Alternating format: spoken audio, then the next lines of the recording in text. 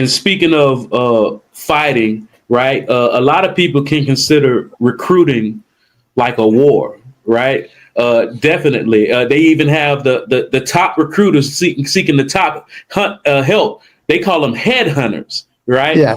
How is AI disrupting the recruiting and the war for talent? It's playing out day by day, frankly. And there's parts of the world, there's companies that are at the bleeding edge of using AI for recruiting in ways that won't show up in other companies for another, year or so. So all you got to do is look around you at who's kind of on the front edge to see what's happening. Some of the obvious things that are better are the ability to really understand what you're looking for, what's important in a role and where to find it, the ability to tailor jobs in a way that you can access talent that maybe was not accessible before, someone in a different location, someone with a different background.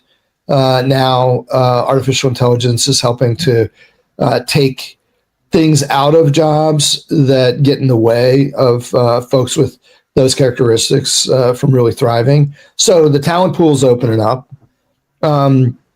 The tools available to candidates are getting a lot more sophisticated, which is creating a nightmare for recruiters because now people are using AI models to write their resumes, and so they're saying exactly what the recruiters are trained to look for, which means that now they've got to flood. How do you differentiate?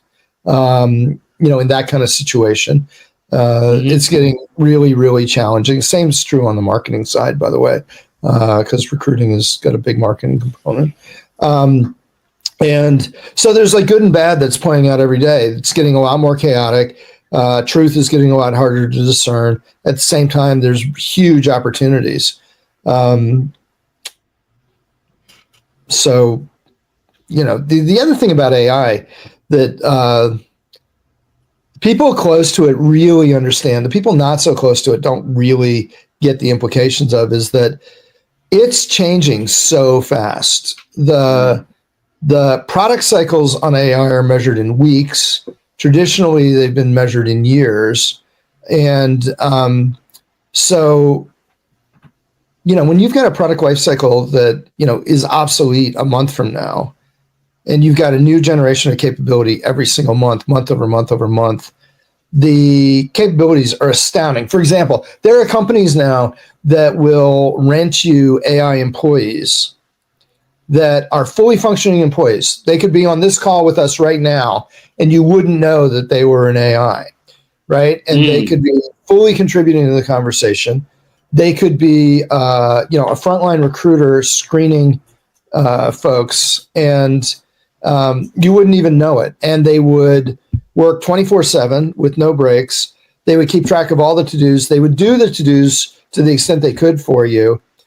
They're like a great research assistant, frontline recruiter, executive assistant, operations manager, marketing manager, revenue ops specialist, all kinds of, and the number of jobs is growing. Application developer is there's a ton of application development that's now being done by AI. So the nature of the work has changed really dramatically. So what do you recruit to now? And also, what do you use to recruit? So if you've got AI agents that can basically do 90% of the first 2 to 3 interactions with a candidate, that fundamentally changes what the role of a recruiting team needs to look like.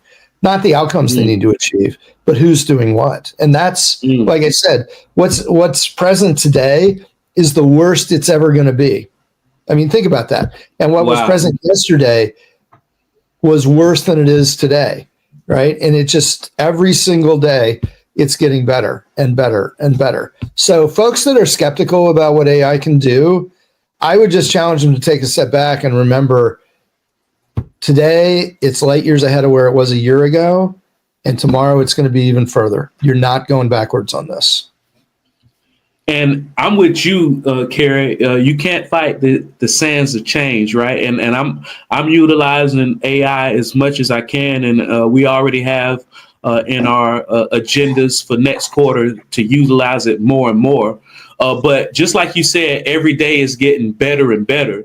Somebody else is looking at the same data and saying every day is getting worse and worse. I'm going to lose my job because of AI. What do you say to those people? I would say you're right to be worried, to be honest with you. I think that AI represents a huge opportunity. The way that we think about work and life 2 to 3 years from now is going to be very, very different than the way that we think about it right now. So what does that mean for all of us as individuals? You can get ahead of that and take advantage of the opportunities that come up, or you can be behind it and have to react to the opportunities that other people are taking advantage of. Mm-hmm. And people, the people who are kind of in Pollyanna will say, well, it all balances out. AI represents the biggest opportunity mankind has ever in the history of mankind faced. And yeah, it's going to be disruptive. There are going to be jobs, then work that's not needed anymore. And the catastrophists say AI is going to destroy all the jobs and there's going to be nothing left except billionaires running the world. And I don't think either one of those is necessarily right. But I do think if we look at trends that have created big opportunities, use globalization as an example. Yeah, it created lots of opportunities. There's lots of businesses that operate in ways that couldn't exist, 20 years ago. But a whole bunch of people got displaced along the way. And I think the same thing's going to be true for AI. And I think it's going to come faster than people were expecting. If I had to, right now we're recording this call in late 2025. And I would say that, things are going to start to get even more apparent in the first quarter of 2026 and definitely by the second quarter of 2026 as companies start applying their budget assumptions into workforce reductions. Because if you're a CFO or CEO and someone comes and tells you, I can give you an AI agent that will do 80% of the task of this one position for 10% of the cost. Okay, that's a no-brainer. At that level, which is I'll get rid of the position and then I'll figure out what the 20% is that still needs to be done, and I'll figure out a different way to do it. It's a no-brainer. And I think you're going to start seeing a lot of that washing out as we move into the new budget year. Yeah, I think you're right. Because like I said, I'm already attributing time, energy, and effort next quarter to see how that works. Because and for me, lucky enough, I'm not letting nobody go, but I was going to bring on somebody new. But if we can train AI instead, somebody just lost a job. Right. So we're a small company, and I deliberately built the company to scale. I didn't want to have to, grow the workforce 100 times in order to grow the revenue 100 times. So that's even more possible now. We've got AI agents that are doing stuff that I don't have to bring in staff to do. I know exactly where I do want to bring in staff. It's in the areas that I can't have an AI agent do. But in everything else, if an AI agent can do it, then that's what I'm doing. And a lot of what gets done, especially when you're in growth mode, frankly, AI agents can do. Whether you're talking about marketing and SEO, whether you're talking about CRM, rev ops, not so much recruiting for us, but recruiting if you're in the mode of hiring, a lot of project management. I don't need an executive assistant because AI takes care of that for me now. They keep me more organized than I ever could be.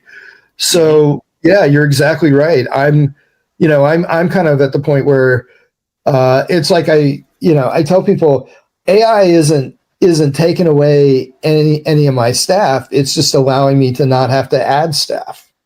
So exactly, to your point. And and then elevate and delegate. Because right. I always look for the silver lining. These people who they're very good at what they do, but if we can train AI to automate those mundane daily tasks that they were doing, that's when we can elevate them to a higher position.